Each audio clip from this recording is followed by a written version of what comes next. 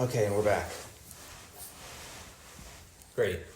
So, I was watching Smallville the other day, and Chloe, Clark's friend, was like lying in the hospital bed. But she found out about his powers due to something or whatever. And she was like, so basically you're my best friend, but like really you're an alien. And he's like, yeah, I'm not from this planet. Like, I'm not a human, right? And all this stuff. And she's like, oh, so that explains why you can like lift up these cars and like you're always saving people and like you can do everything.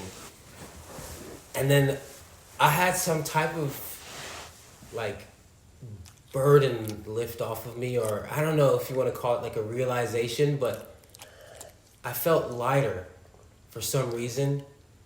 And it like, I pierced through some type of layer or something. And I've been thinking about this every day. And when I think about it, it takes away some type of like pressure or expectation to be some type of way.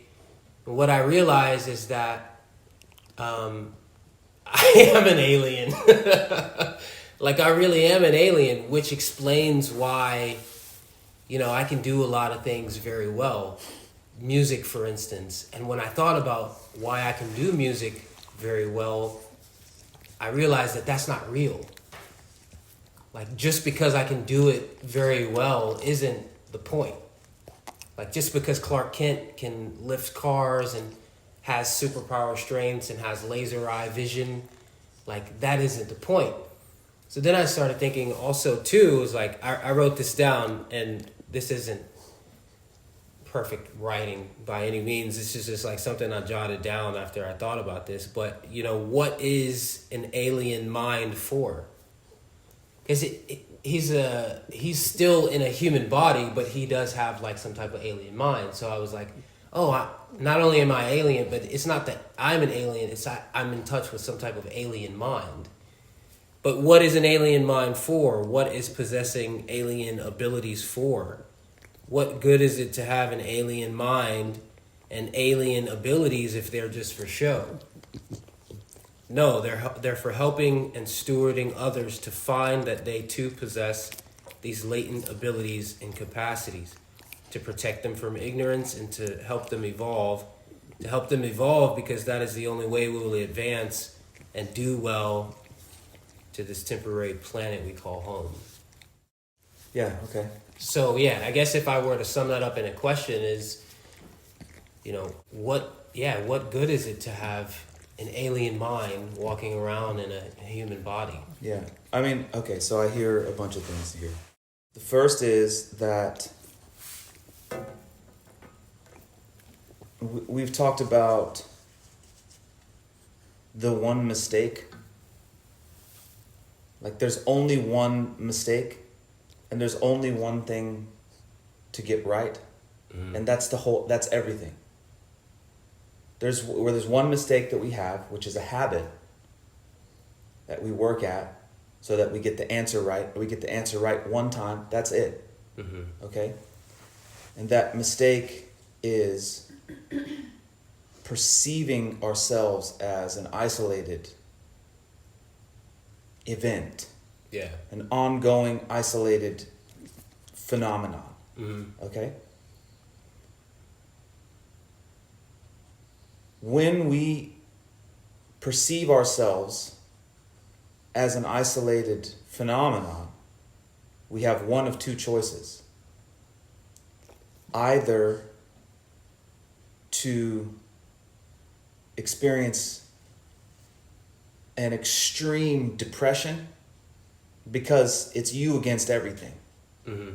And then so subliminally, you know, there's no way that you're going to take on the whole universe. Yeah. Right? Yeah. It's just you against everything. This is impossible. Mm-hmm. Okay. Now, because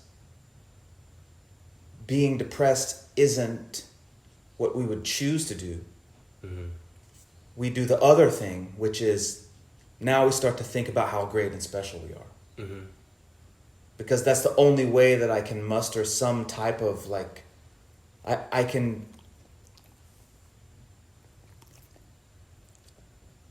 act as if I'm not perceiving this struggle, this contest. I can just forget it for a little while by trying to make myself so grandiose or something like this. Yeah. Does that make sense? I'll just say that again. So, when we perceive ourselves, when perceive meaning conceive of, meaning think that. When we don't know for certain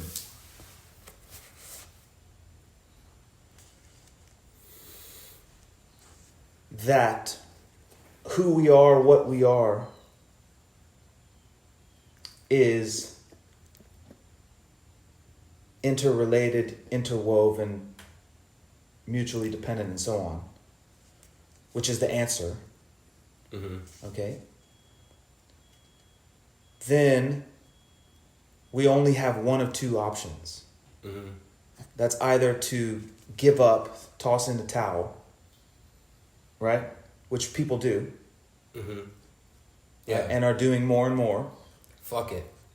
Right. Hop in the bucket and haul ass. Fuck it. Just, and then what we call the deaths of despair and that whole line of acting, okay? There's that. Or there's the opposite, which is, I'm so special and so great. Yeah. Okay? Okay. Right? Yeah. And then... Hang on, let me keep going. Okay, all right. Okay, so I'm so special and so great. We'd rather do that.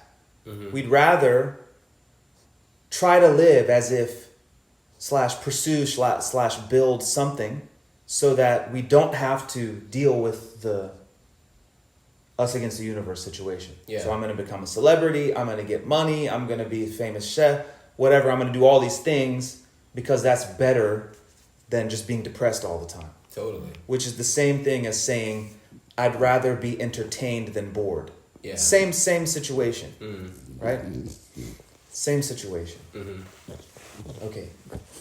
So, at some point, I gotta write these questions down. everybody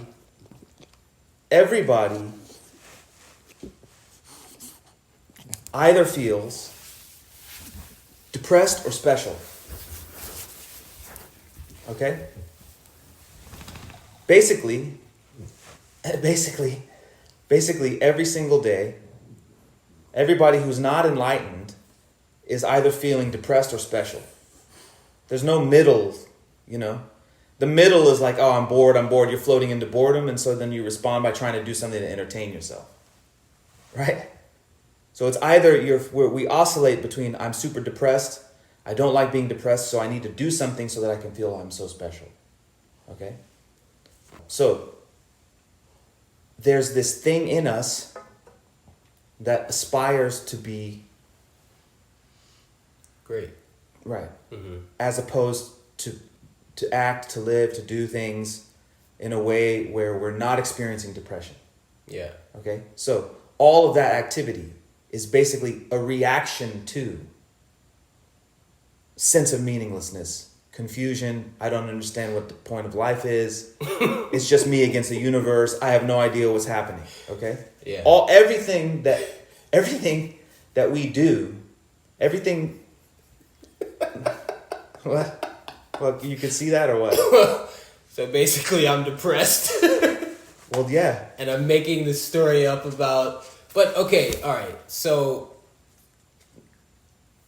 do you want to keep going? Keep going. No, rock. If you got something going. Well, because I'm saying, yeah. I mean, I wrote in here that I can see how this thought can lead to megalomania. You know, like. It says in here, like, therefore I can do anything. Well, that's why understanding emptiness is important, because it would be easy to catch megalomania with that thought or statement if not grounded in that understanding of emptiness, you know? And so, and then the end of the sentence is, what I am is tapped into an alien mind that is connected to all minds. So it wasn't like I had this thought, maybe I am depressed. I mean, I'm not saying I know for certain. I mean, how can we really know ourselves or look at ourselves when we just don't know, you know? So maybe I am depressed and I made the story up, but I do know that I also concurrently had this thought about emptiness and like, okay, yeah, here's this thought that came up and I just made this statement and I feel good about that maybe I can help others with some of the abilities that I have because of the law of karma. I have done something that has brought me to this lifetime, and yeah, I can do things for others that others can't do for others yet. And I could guide them into having the ability to do things for others. And how amazing would that be? Because we all are connected. So I'm just saying that because maybe I am depressed, but also maybe I'm not depressed and I had this thought. And that's okay to have confidence also.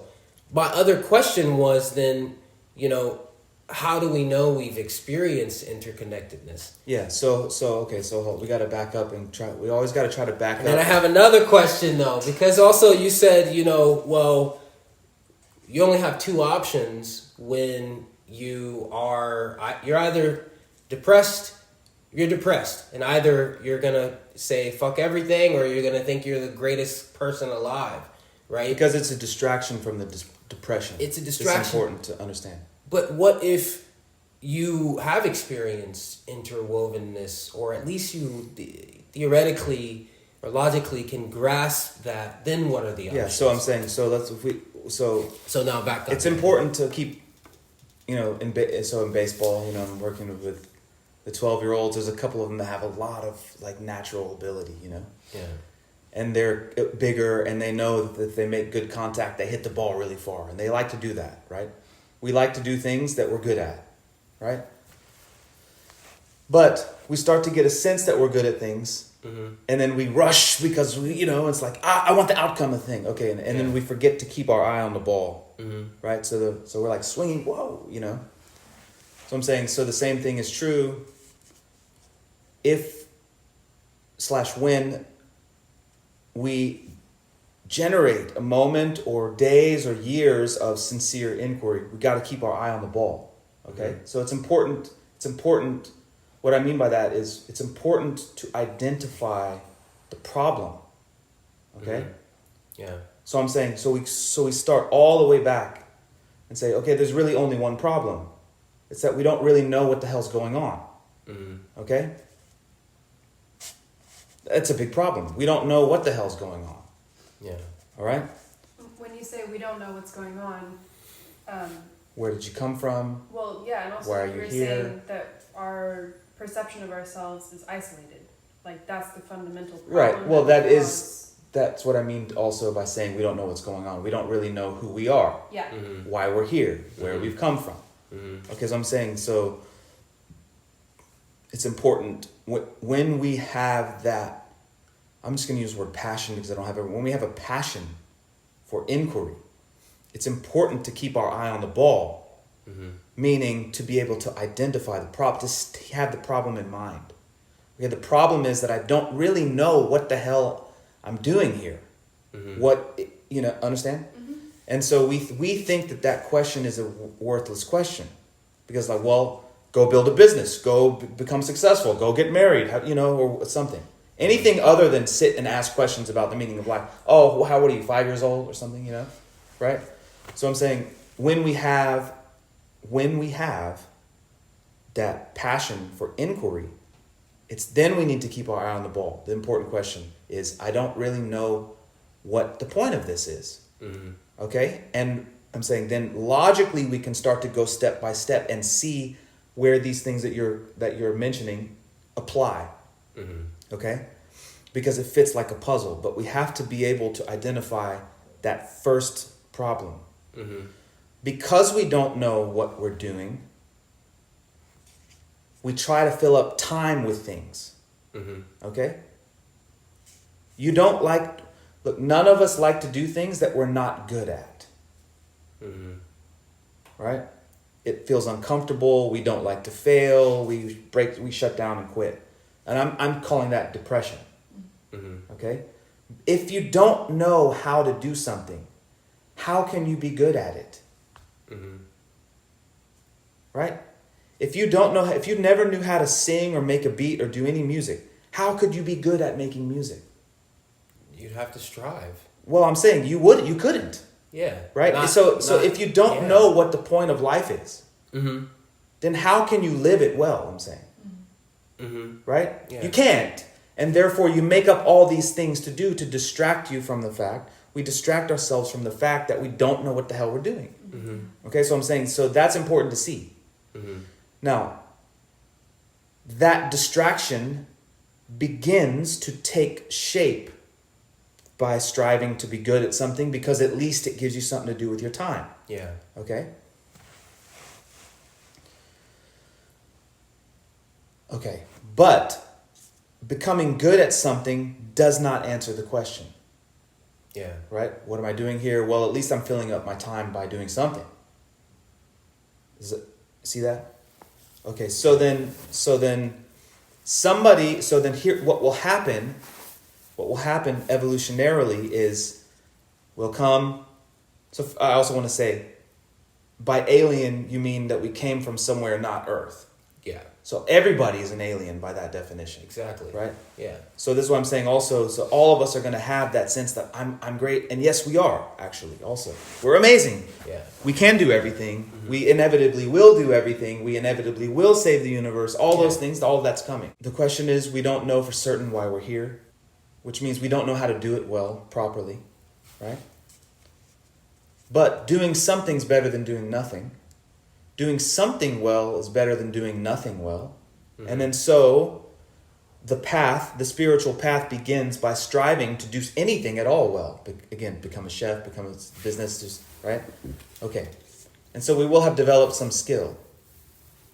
But we will realize that doing that skill, doing that thing, doesn't answer the question.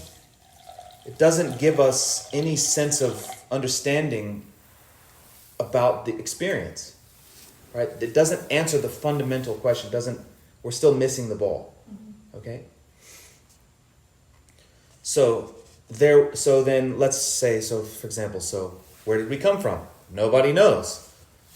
Did we come from Earth? I don't know. None of that. Maybe we're all aliens. Okay, great. We're all aliens. We all come here. We'd rather do something than nothing. We'd rather be great than be depressed. And so we start to strive to do great things, quote unquote. We start to strive to become famous or become excellent at some discipline or make a lot of money. We start doing these things, and as we're doing that, we're learning how to do all sorts of things with our body and our mind. What we're not doing is addressing the question, why the hell we're here? Yeah. Who are we fundamentally as beings? Okay. So we'll do that. Evolutionarily, we'll do that a lot. We'll do it so much that we become great at everything. Right? And then there's nothing else to do. You become great at everything. Anything that you do, you become the best at it. Because you have the habit of, I'd rather be excellent at something than be bored my whole life. So, that's interesting. Okay? So evolutionarily, this is what's happening. Okay, thank you. Okay? This is what's happening for every single sentient being is going through this process. Yeah. We don't know what the hell's going on. We'd rather do something than nothing. We'd rather do something well. And then so we strive to become great. Okay? And then we become great at this, and then we become great at this, and then we become great at this. Now you become great at everything, but you haven't addressed the fundamental issue. And then so inevitably that question is coming around. Bang! Okay? So then this is what we say when we call them the noble truths. You know how like Bob likes to flip it around. It's not that they're not noble. The truths aren't noble. These are, let's call them minor realizations for beings who are who are becoming noble beings. Okay? I've become great at everything, but still I'm suffering. Okay? That's the first truth. That's the first, let's say, moment of authenticity. That's the first moment of authenticity that a noble being will experience. Okay, I've become great at everything, and I don't know what the hell to do now. So the depression hits you. Right? And then when that happens, then what is the point? Now I become a seeker. Now I'm looking for answers now. And the first response to that, right? The first response to that first, I don't know what the hell I'm doing, is the second minor realization, or let's say minor moment of authenticity. Let's just say a moment of authenticity. The second moment of authenticity is that, well, you're suffering because of a specific cause. There's a specific cause. There's a specific reason why you're not having a good time. You don't understand life. That specific reason is what you're calling emptiness. We haven't thought about that. We haven't trained our mechanism, our body-mind mechanism. We haven't trained it to think about that first. Mm-hmm. Okay? We haven't trained it to think about that first. So if I were just talking about the scope, so then someone who's great at everything will start to think about that first, will become, will become other-oriented as opposed to self-oriented. Yes. And then we'll begin to try to use those talents not as an excuse or an escape, not as an escape from boredom, but as a way to enhance other people's lives. Yes. Okay. And that's actually, man, you really set that up, bro. Okay. Because at first I was like, man, I don't think he's getting like what I'm trying to talk about. I understand what you're saying. So I understand what you're saying. Because what the title, so actually, yeah, what I wanted to title the podcast when I had the moment that I was thinking about alien thing, good at everything, what does this really mean? It means competence towards compassion. Like you put your competence towards others, for others. You use your competence for others. And I just like how you set that up, that it isn't unique evolutionarily, that everybody is to become as competent as possible, to become depressed so that they can see that their view of life is dark and not clear, in the sense that they don't view themselves as an interwoven network of others, if that makes sense. Yeah.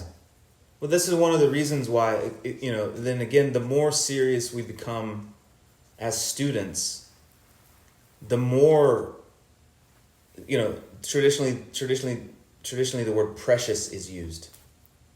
Okay? But we have no idea what precious means. We don't have any clue what precious means. The more serious we become as students, the more we start to see, holy shit, like, an enlightened being actually does save the universe. Like, actually that happens because of emptiness, because of the interwoven. Because of that, when that happens, it gets pulsed into everybody. Mm-hmm. It's morphic resonance. So in other words, it's morphic resonance. Mm-hmm. Yeah. Yeah. But anyway, so my point is that when that happens, it pulses / reinforces the evolutionary momentum and trajectory of everybody. Yeah. Look. Yeah. That's way out there. But what I'm saying is, the more serious. Let me try to show the common sense of this. Some people are really amazing at certain disciplines. Yeah, let's just say some amazing music producer, some amazing chef, or something like that. Which isn't unique to them. Sorry. Well, no, I'm saying, let's say you want to be a music producer. Yeah. Okay? Okay. Let's say you want to be a music producer. And the more serious you become about being a music producer, the more you start to realize, holy shit, this is crazy. It's crazy how amazing they do this one little trick with some knob, Yeah. or they have some little thing. You're like, this is crazy, right? And that little bitty thing that they do is what kind of sets them apart or catapults them into some transcendent sphere of music producers, right? Mm-hmm. And they become some like precious, right? Something. Mm-hmm. So what I'm saying is the more serious we become as students in any discipline, the more we're able to realize the preciousness of the masters of those disciplines. Mm-hmm. Like what they actually accomplish, how rare it is, Yeah. right? How inspiring it is. Yeah. Okay, so when anybody in any discipline sets a benchmark for something, they're uplifting the entire discipline itself. Every single aspirant, right? Every single aspirant on the planet is now raised up by that new benchmark, by that new thing. It's like, oh, now I can set my eyes on this. Now I can set my eyes on this. Now I can set my eyes on this. And so if someone achieves something amazing, what I mean by everyone is lifted up, it's like when you go to the gym and there's a bunch of dumbbells there, right? And you're like, holy shit, there's 90 dumbbells? You're like, I can't do that. And then now the next guy goes and picks them up and he's like, damn, this is possible, you know? And so you see something, you see the possibility of it, and you're like, okay, I see that this is a thing that's possible. Yeah. So what I said about enlightened beings literally saving the universe, that's maybe something that serious students can see, but no one else can really see. In the same way that someone who's a master chef, who has some technique for cutting, or like in sushi chefs, right? It's like nobody really knows unless you're studying to be a sushi chef how sharp the knife is. The temperature of the fish has to be a certain, right? Like these are things that are, okay. So I'm just throwing that out there because I'm trying to go full circle to say that what it means to say what it means when we say we feel like we're aliens. What it means is we feel like we don't belong anywhere, right? We don't really know where we're supposed to be, what we're supposed to be doing. We don't have a sense of belonging. This is my path. This is these are my people, something like that. I think, in a general sense, I don't think me suffering, no, not me. I'll say from just what I gathered when I was having that experience was not isolation. You might see something different. And maybe it was, but what I was gathering was a little bit more of a glimpse that things aren't as they appear to seem. You talking about when you were making music? No, when I was watching the show and they said something and I was like, oh, fuck. Oh, that really makes sense, actually. And then I stepped outside and I thought about it more and I was just thinking like, yeah, there's a reason why I can do things well, and that reason is to use my competence towards compassion. I don't think it was an alienating event. Like, I'm different, I'm special, Yeah. But I think, yeah, in general. Well, yeah. I think in general it's important for people to hear that when we have moments of, yo, I'm the shit, it can be an isolating event. Well, by definition, it is an isolating event. Right? Well... But by definition, if I think that I am good at something, right, that means that nobody else is good at it. Good, by definition, depends on bad. Yeah, but... Right? If I'm excellent at something, that means there aren't that many people that are doing that. Yes, but, I mean... So why... So if you're not good at something, then why do it? Unless you subliminally know I'm going to become stronger if I do something that I'm not good at. Like, you're a great speaker, right? You're a great teacher, and you know that. does that separate you from other people who maybe aren't as good yet? Well, I think there's a lot of things. What I'm trying to say, what I want to say really is that if we go back, we've said this. I think we've said this a lot. Let's just say, for example, Joe Rogan podcast. Yeah. How many episodes? Tons. Thousands. How many hours of talking? Millions. Right? A lot of hours of talking. Yeah. How many of those hours spent talking about the question that I'm putting here, which is, do we really know what's happening? Maybe an hour. Okay? With Sadhguru. Do we really know what's happening? Like, why would you want to live and not know what the hell the point of it is? Mm-hmm. Okay, this is a problem, I'm saying. Maybe more. Maybe they spend more time. Or this is why we started More Human, More Diamond with that. Yeah. Okay? Do you respect people that waste your time? No. No. Who does? Do you respect people that lie to you? No. So why are we walking around with all this sense of self-respect? Yeah. If we're lying to ourselves or wasting our own time. This is a problem, I'm saying.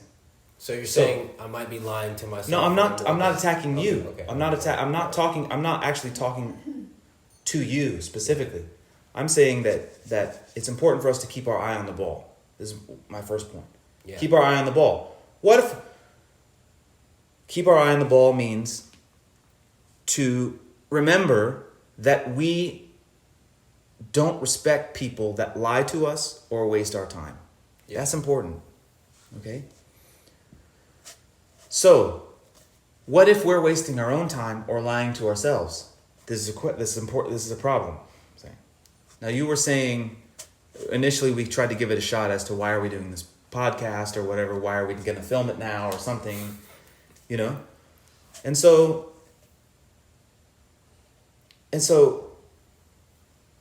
I think we all also understand that our best friends, and or what does it mean to love someone and care about someone? It means that you give them an honest feedback, right? The best thing that you can do for someone is give them honest feedback, because they just saying yes, you're so great, yes, you're so great. Oh yeah, that's not helpful, right? Yeah, right. Yeah. To be honest, yes, that was great. Actually, yes, that was great 90% of the time. Yeah. But how about this, or right? Okay, so this is also one of the marks of preciousness, right? When we meet real spiritual friends or real mentors, is they're not going to just fluff us up about, oh, it's okay, blah, blah, blah, you know. Say, hey, I believe in you. That's why I'm going to say I think you can get stronger doing X, Y, Z.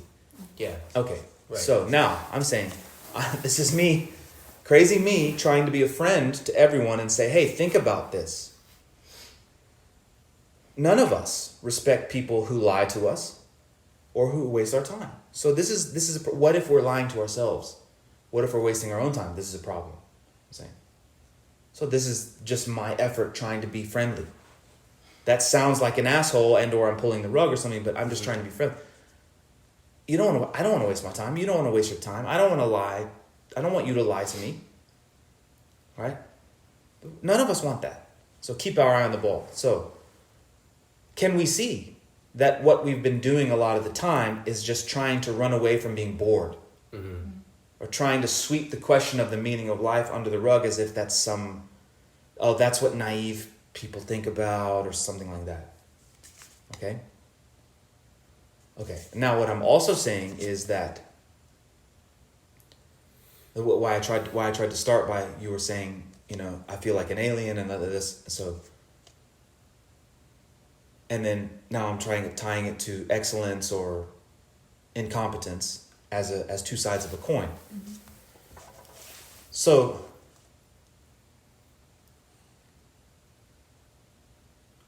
one of the things that is helpful to us when we start to ask real questions is to try to frame our own thinking and our own questioning in universal terms, meaning can we see or is it possible that what I'm experiencing isn't unique to me? Yeah.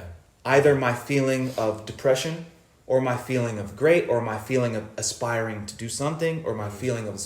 Is it possible that other people are feeling that too? Right? And obviously we'd all say, yeah, of course everybody feels that. Everybody either feels depressed or bored or is pursuing entertainment or right. This is all that's happening. Right? That's all that's happening. Now, I'm saying that depression, boredom, aspiration, all of that is a reaction to the fundamental error that is the only error. Okay? Yeah. All of it. All of it is just a reaction. We're reacting. Or like someone said, like atheists still use they still use God as their essential definition. So whatever it is that we're doing, we're still using fundamental misknowing as the reason we're doing everything. Okay? It's still the motive. It's the motivating force for everything we're doing. Okay? So when that goes away, what we recognize is this. Okay? But this doesn't mean, oh, it's all perfect now. Right? In the same way that when I do this, you may not know, it may not be known exactly what this means totally. But if I go like this, and I point, and I go like this, do you experience this if I point to this? Mm-mm. No, of course you do. Of course you do. It's part of you. It's part of you. Well, you're pointing to your arm, and I don't... Well, okay, your own arm. Okay. Sorry, right, yes, thank you. Right? So point to your arm, and if I go like this, you understand? Yeah. Right. It's you. Right, It's yeah. one thing. It's together, yeah. Okay? And if you point to your kneecap, right? And then you go like this, okay, I get that. Right? Yeah. Now let's go a little bit out and go. Yeah. Okay, so maybe this. It's inside of me. Okay. Yeah. Maybe there's something. What about like I'm stuck to the ground? Gravity. Maybe. Okay. Now, one of the essential characteristics of this is that if any part is fucked up, the whole part is fucked up. Yeah. Right? Do you want someone to come in here with a machete and just start chopping? No, that's not good. Right? Oh, no, it's perfect. Everything's perfect. Everything is perfect. No. Yeah. That's not what that means. Okay? So I'm trying to come full circle to what you're saying about recognizing that you are strong at something. Let's say, quote unquote, from this perspective, isn't about your own. Meaning, when we discover this, we discover.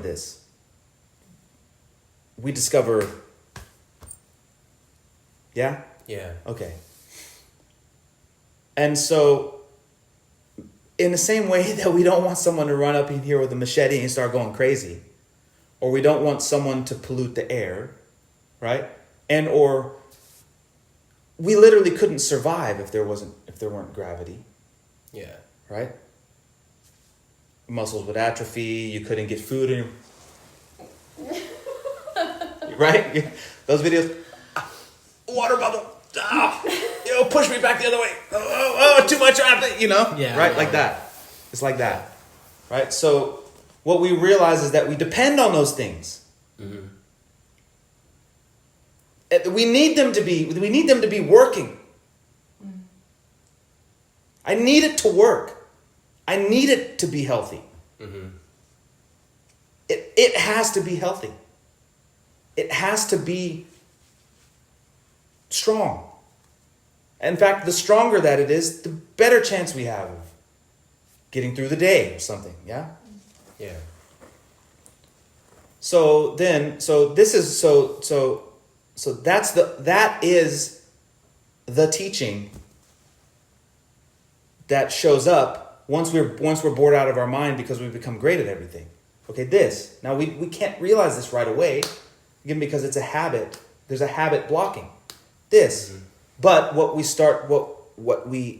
we receive from precious ones is, okay, hey, think about this. What if there's no gravity? Oh shit. Okay, let's take it a little closer to home. What if the air is fucked up? What if there's no food? And so on, right? What if our society collapses and it's chaos? We don't want that. Okay, so it only makes sense because of this. Because if one of these things is fucked, the whole thing, right? Mm-hmm. The whole thing is messed up. Mm-hmm. If one of your organs, right? If your heart stops working, you out of here. If your kidney, it's a problem. Even if one of the little guys, a little kidney stone, it's a problem, right? Mm-hmm. A little tiny thing, a little bitty thing, big problem, right? So we don't want big problem.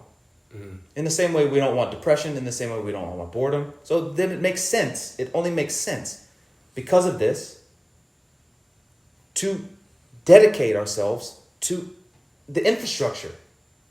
Mm-hmm. Right? That's it. And so then from that perspective, we just do what we can do. Mm-hmm. Right? You do what you can do. And so maybe I'll close like this. So then we do what we can do. And what does that mean? Right? And I want to just kind of lighten the mood a little bit by saying there's this idea of play. Mm-hmm. Right? There's an idea of play. There's a lot of things that we talked about that I think we should clean up, or I don't know if you want to edit, or I don't know how you want to do this. But it's important to understand that when you're playing, let's say, when you're actually playing, you're not also measuring your own stats. Mm-hmm. Right? You're not keeping stats of yourself. Yeah. How can you be committed to playing the game and be committed to measuring your performance at the same time? Yeah. Right? You can't. So if you're totally invested in the game, you don't have time to measure your performance, and so you won't see the distinction. I don't see the difference in, I hit 500. I don't see those. You don't see those things. Mm-hmm.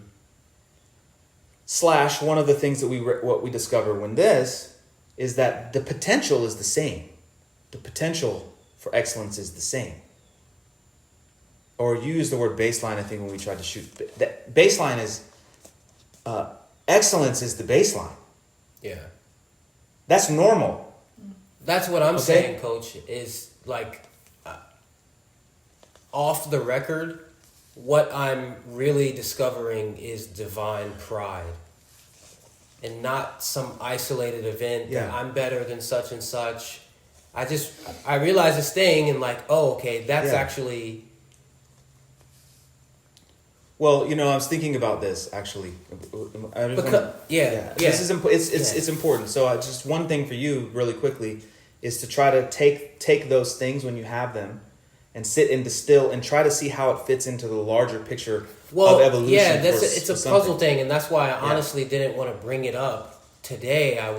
This happened on Wednesday. Yeah. So I've been marinating on this a little bit. Good. I haven't said anything about it. I didn't want to say anything about it today, but then it's just like, all right, we're making a podcast. Go. What's the prompt? Yeah. Have something be cool come up. So I'm like, well, fuck it. Yeah. I'll be vulnerable and share something that I've been sitting and thinking about. And it seems like what we've taken out of that is like, maybe I think I'm some egocentric. No, we're not attacking you. I'm not attacking you. I'm saying everybody's an egocentric maniac. Yes. Certainly. That's normal. Yes. Okay. So here's what's normal in the human experience. This is normal. Okay. Yeah. Here's everything that's normal as a human being. First, we're depressed. That's normal. Okay. That's par for for the course. If you're experiencing depression, that's normal. Okay? Yeah. You don't need to think that you're the only one that's depressed. The world is again. No, that's normal. I'm saying this again. This is me trying to be a friend. If you're experiencing depression, that's normal. That's okay. Everybody does that. What we will do after that is try to be so great. Yeah. That's normal. Yeah. Okay? What happens when you try to do something a lot? You become that.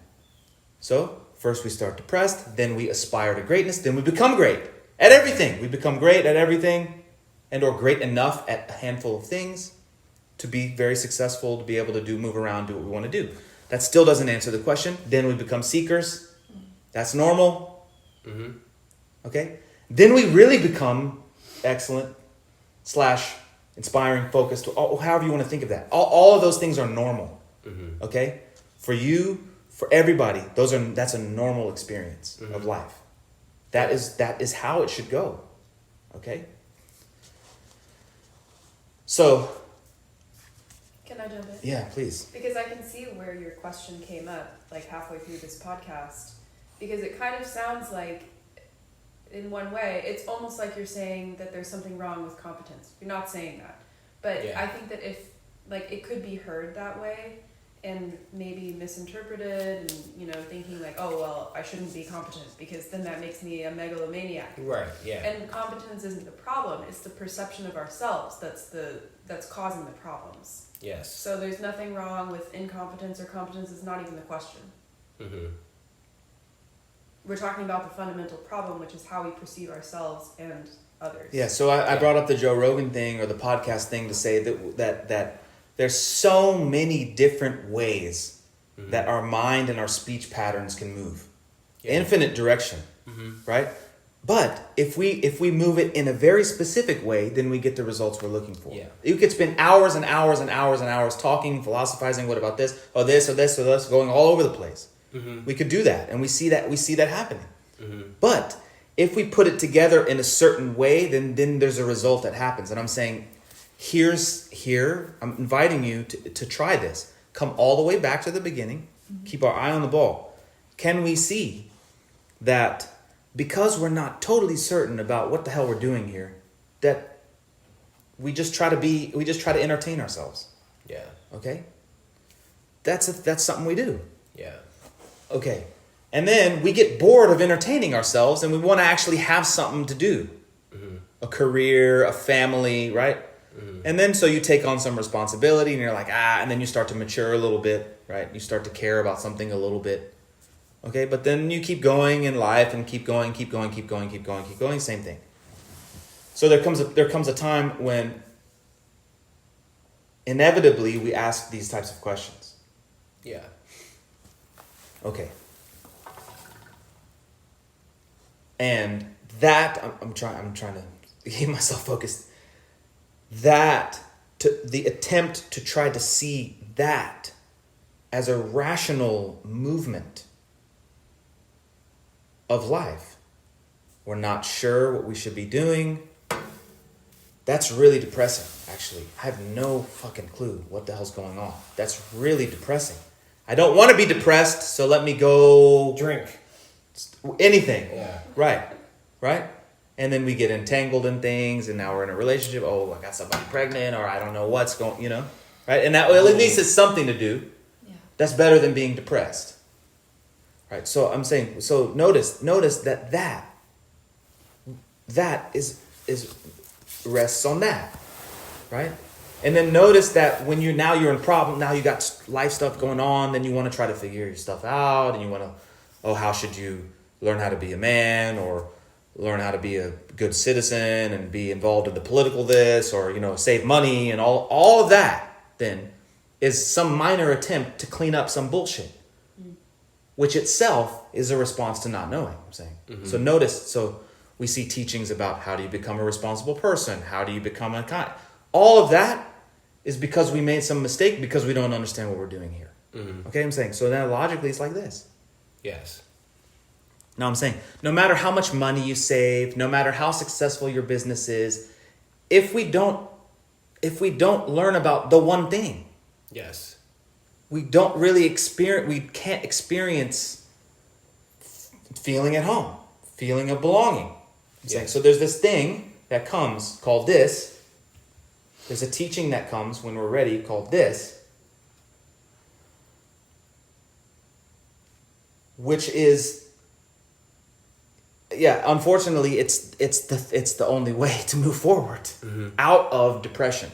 And we get minor tastes of this when we fall in love or when we start to accept other things into our sphere of concern.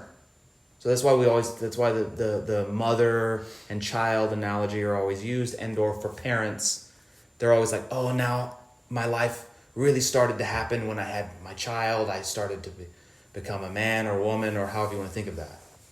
Because I have this thing, now I have to do, okay, right. So, but that's the same as this, I'm saying. There's something that you care for. Yeah. Gives your life purpose. Yeah? Yeah. So I'm saying now, when there's some purpose there, and you really live, and I'm just calling it play because it's a better analogy. When you're playing and you're really engaged, you're not thinking about your performance. You can't. You got to just play, be there. Yeah. Okay, we're going to care for our loved ones more successfully if we will play and not try to play and measure performance versus other play at the same time. Yeah. Okay. So this came to me, and I think I have to say it came, I don't know, a day or two ago, because I thought we were going to be shooting. So one of the things so we've been talking about a lot of the other ones that are maybe year, 2 3 years old. We were talking about we're importing systems. We can always saying we're importing systems, which is great because we realize that we don't have a system. We don't really have a system in the West that helps us answer this question. Right? We have let's say if the fundamental misknowledge is 0, and entertainment pursuit / hoping to get engaged entangled in something is 1, we have teachings that address how to manage having become entangled in shit. Yeah. That's what we have access to teachings in the West. How to successfully manage what the fuck we've gotten tangled up in. Okay? We don't have things that help us erase the 0. Okay? So that's why we're importing systems. The systems that we're importing, yoga, Buddhism, those systems are designed to erase the level 0. Okay? That's why we gravitate. That's why we naturally gravitate to them.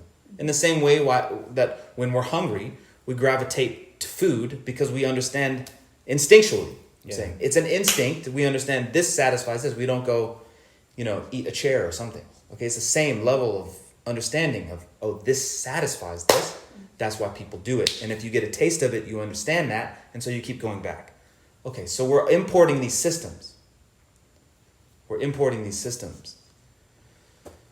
Which is great because we recognize that they can help us. But also because we're importing it, we're not bringing in the full common sense background of understanding of it. Right?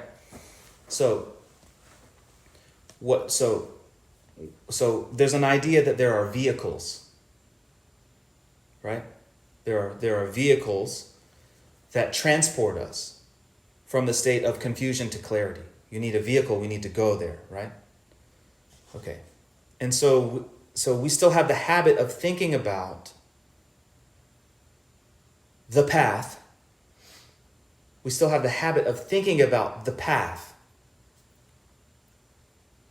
as a one-time thing. Okay? As a linear thing. And not as an ongoing thing. Now, what I mean to say is there's an idea, so I want to speak specifically to the idea, let me say it like this. There's an idea that outwardly, we're Hinayana. Outwardly, we're mendicant. Outward, is mendicant. Inward is messianic. Inward, we're bodhisattva. Right? We're saving the universe inwardly. But if you walk around, so let me just, before we touch secret, outwardly, being a mendicant, what does that mean? This is ethical. Yeah. Okay? So that's the tier 2. How to manage your bullshit. Yeah. That's Hinayana. That's the individual vehicle. The outward, meaning how we should behave with one another. Yeah. How we should behave. Outward. Take care of your bullshit. Great. Do that. But if you were to go, if any of us were to go around outwardly doing what we should be inwardly doing, I have to save the universe. Everyone, hey everyone, you're all gonna die. I have to save you. You know? Yeah. I have to save you. Right? That's not really gonna. You're never gonna die. Right? I don't know. Try it. Right? So that's why that's called inward. Yeah. That's your motive. It's not supposed to come out like that. That's not the point. Right? Now, what I really mean to say also is that a vehicle, the outer display, it's a lifestyle. A vehicle is a lifestyle. Okay? So one of the things that seems to be missing to me from how we engage or interact with the teachings that we're importing is that we don't understand that it's supposed to be a lifestyle. Okay? That has 3 different components. There's a certain way that we should be on the outside, called be as put together as possible. Great. When we say that, especially for young men, we like that. Yeah, get in the gym, get a job, learn how to hold a job, learn how to treat your bosses, / learn how to lead a team, / learn how to... Great. We all get that outer thing. Right? Do that. On the inside, however, inwardly, think about the fact that we don't really know what's going on. That a lot of what we've been doing is just a reaction to our fundamental confusion. That the things that we've gotten involved with actually are because we were bored. Even if we're great at it, it was because, I don't want to do something or whatever. I had some call to do something. I had a call to do something. I had a call to do anything other than ask an existential question. Okay? I had a call to do anything at all other than sit and think about the fact that I'm going to die and I don't know where the hell I've come from or where I'm going. Okay? I mean, honestly, think about how rare it is for there to be a human being who would rather sit and think about the fact that she or he is going to die and doesn't know a place of origin or a destination. That's rare, I'm saying. Yeah. Precious. There are people that do that. Okay?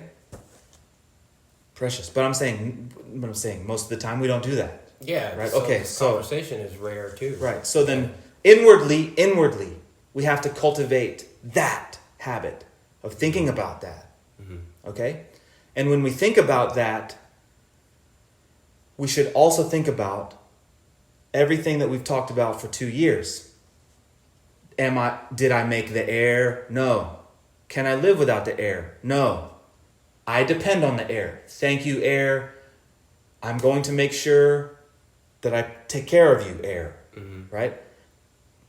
Did I make the food I'm eating? No. Do I need to eat food? Yes. Thank you, food. I'm going to do my best to take care of you. Food and the source of food and all humans who are creating food and so etc. Did I make the English language? No. Am I depending on the English language in order to live? Yes. Thank you to whomever made the English language. The English language is great. All language is great. We should study. We should learn how to write and how to read and how to speak and think. Yes. And so on, right? And so then that's the inward. That's the inward. That's the Mahayana. Then I'm becoming a bodhisattva, meaning Meaning I'm starting to think in terms of we. Mm-hmm. I'm starting to think not for myself. I'm starting to think that all of us are sharing this. Right? And that means that we depend on each other. Yeah. Okay, that's what it means. Can I ask a question just while you're going through these? Yeah, let me just say really quickly that we are all exposed. Anyone who's exposed to Buddhist teachings knows that outer and inner, they can produce some realization, but not in one lifetime. Yeah. Right? Not in one lifetime. And so we commit our lives. We commit our entire lives to an outer vehicle and to an inner vehicle. We commit our whole lives to that. Okay? Now there's a reason why the lineage also says that a Vajra practitioner also does those things. So then what we didn't talk about is the secret, right? And we know that the secret can get us there. Bang! Right? Okay, but then what are you supposed to do if you get there? What, life is over? Mm-hmm. I just disappear. Actually, I become a being of light and I disappear. And I emerge spontaneously in ghost form from the floor when you're really depressed, and I give you a book or something. Right? I don't know what. Something that like means this. you didn't get the secret. Well, I don't know what. I'm just saying. Yoda appears, and then he disappears. I see him 30 years later. I see Yoda when I'm really depressed because a student left the temple and burned all the books. I don't know what. You understand? So the secret delivers, but if we don't also have the lifestyle established, Mm-hmm. then it's so what? Yeah. Yeah, I mean, my question was just, does this also produce abilities? Well, what it produces is the desire to play.